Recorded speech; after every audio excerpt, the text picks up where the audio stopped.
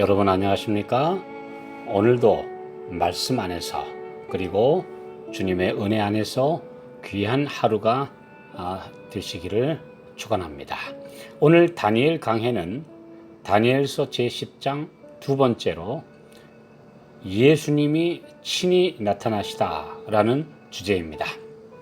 다니엘 10장 4절로 6절 정월 24일에 내가 히데겔이라 하는 큰 강가에 있었는데 그때 내가 눈을 들어 바라본즉 한 사람이 세마포 옷을 입었고 허리에는 우바스 정금띠를 띠었고 그 몸은 황옥 같고 그 얼굴은 번갯빛 같고 그 눈은 횃불 같고 그 팔과 발은 빛난 놋과 같고 그 말소리는 무리의 소리와 같더라.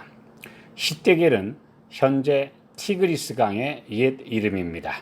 이 강가에서 빛나는 한 사람을 보게 되었는데 이분이 예수님이라는 사실은 여러 표현을 볼 때 확실합니다.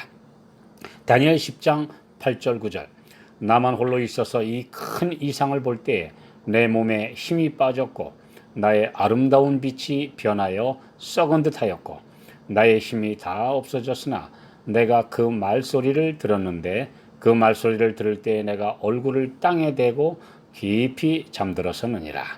하나님의 영광을 인간이 대할 때 인간은 감당하기 어렵게 됩니다. 요한복음 18장 6절에도 겟세마네 동산에서 기도하시던 예수님을 체포하려고 왔던 폭도들이 그분에게서 잠깐 섬광이 비치자 다 죽은 듯이 엎드러졌던 적이 있습니다. 다메섹으로 가던 사울도 하늘의 빛에 눈이 멀었다가 아나니아의 안수기도로 다시 볼 수 있었으나 그 이후 평생 약해진 시력으로 고통을 겪었습니다. 마치 핵폭탄이 폭발할 때 이를 바로 보는 사람은 눈이 멀게 되는 것에 비교됩니다.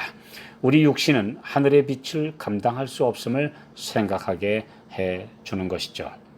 계시록 1장 13절로 15절에 반모섬에서 사도 요한이 만나 뵌 그리스도와 다니엘 10장 5절 6절에 다니엘이 티그리스 강가에서 뵌 그리스도는 같은 분임을 알 수 있습니다.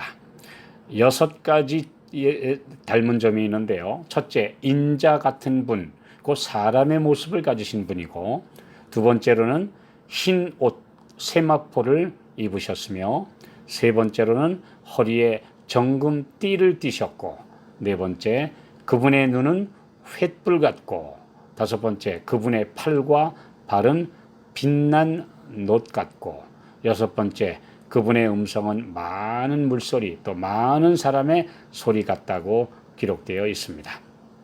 다니엘이 만나 뵌 그리스도는 성육하시기 전의 모습이고 요한이 뵌 그리스도는 부활하여 승천하신 이후의 모습이지만 거의 일치하고 있습니다.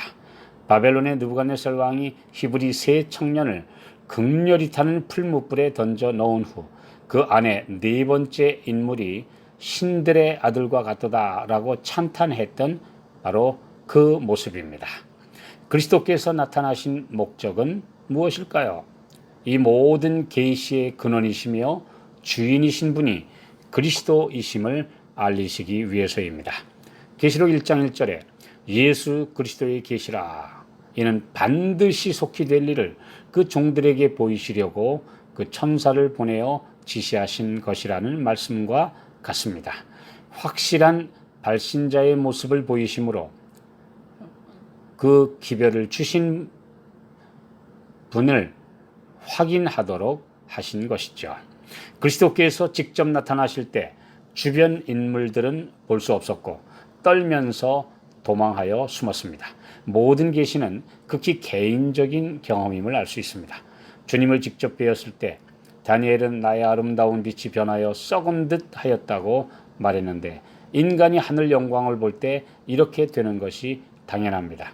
그는 하늘의 은총을 받은 사람이었고 계시를 받는 특권을 누리고 있었기에 보호함을 받았지만 죄된 인간들은 그 영광 앞에서 견딜 수 없었습니다.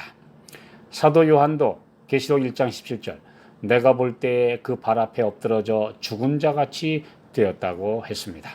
이런 반응은 중요한 교훈을 가르쳐 줍니다.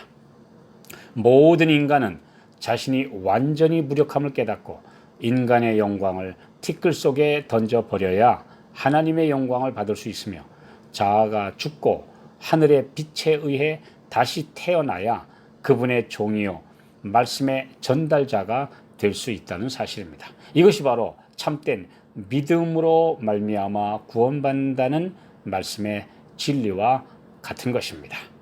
이렇게 죽은 듯이 엎드러져 있을 때 한 손이 그를 어루만져 깨우며 일어나도록 힘을 줍니다.